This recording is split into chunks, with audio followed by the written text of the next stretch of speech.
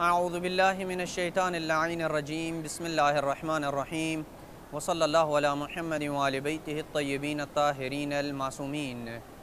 بارگاہ حضرت امیر المومنین صلوات اللہ وسلامہ علیہ سے ماہ صیام کے سلسلے کے ساتھ ایک بار پھر اپنے مومنین کی خدمت میں حاضر ہوا ہوں۔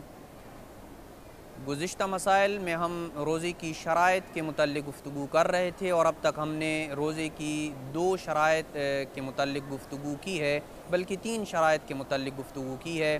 اسلام یعنی مسلمان ہو، بالغ ہو اور روزہ رکھنا اس کے لیے ضرر اور حرج کا موجب نہ ہو۔ چوتھی شرط یہ ہے کہ خاتون حیض اور نفاس سے پاک ہو۔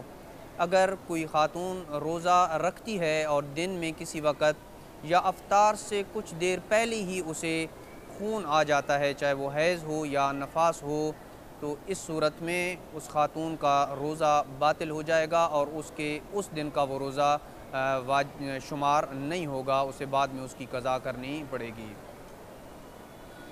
اسی طریقے سے اگر کوئی خاتون رات میں کسی وقت پاک ہو جاتی ہے تو ضروری ہے کہ وہ فجر سے پہلے غسل کرے۔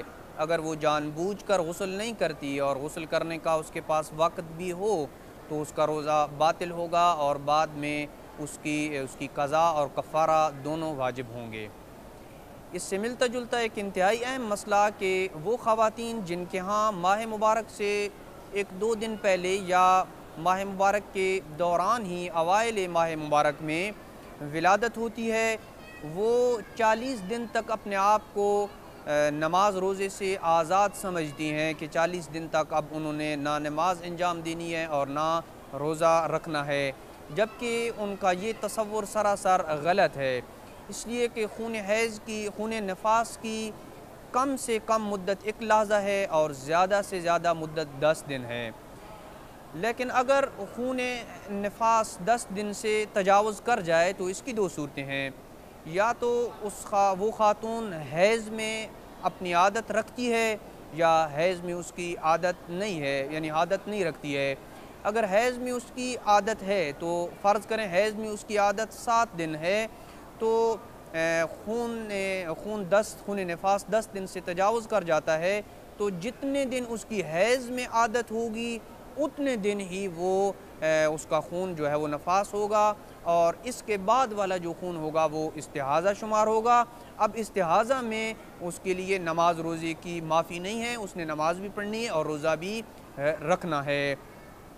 اور اگر اس خاتون کی کوئی حیض میں عادت نہیں ہے اور خون نفاس 10 دن سے تجاوز کر گیا ہے تو پھر 10 دن جو ہے وہ پورے کا پورا وہ خون نفاس ہوگا اور اس کے بعد جو ہے وہ خون جو ہے وہ استحاضہ شمار ہوگا۔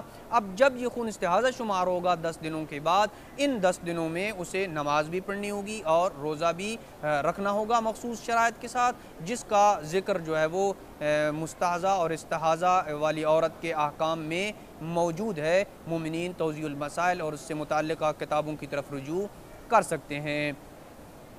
تو اگر اس کی کوئی عادت نہیں ہے تو پھر 10 دن وہ اس کا حیض ہوگا، نفاس ہوگا، اور 10 دن کے بعد استحاضہ شمار ہوگا اور استحاضہ میں اسے اعمال انجام دینے پڑیں گے۔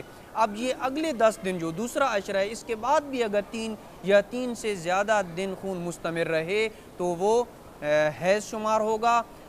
اس میں بھی اس کو اجازت ہے کہ وہ روزہ اور نماز نہ پڑھے، بعد میں اس کی قضا کرے گی۔ لہذا تفصیل یہ ہے اور خلاصہ بھی یہ ہے کہ نفاس اور حیض کے ایام میں فقط خاتون کو روزہ چھوڑنے کی اجازت ہے۔ جتنے ایام بھی ان 40 دنوں میں استحاضہ کے ہوں گے ان تمام میں اسے روزہ بھی رکھنا ہوگا اور نماز بھی پڑھنی ہوگی۔ لہذا ایسی کوئی صورت نہیں ہے کہ خاتون کو 40 دن تک جو ہے وہ نماز روزے سے آزادی ملی رہے۔ وصلی اللہ علی محمد وآل بیتہ الطیبین الطاہرین المعصومین۔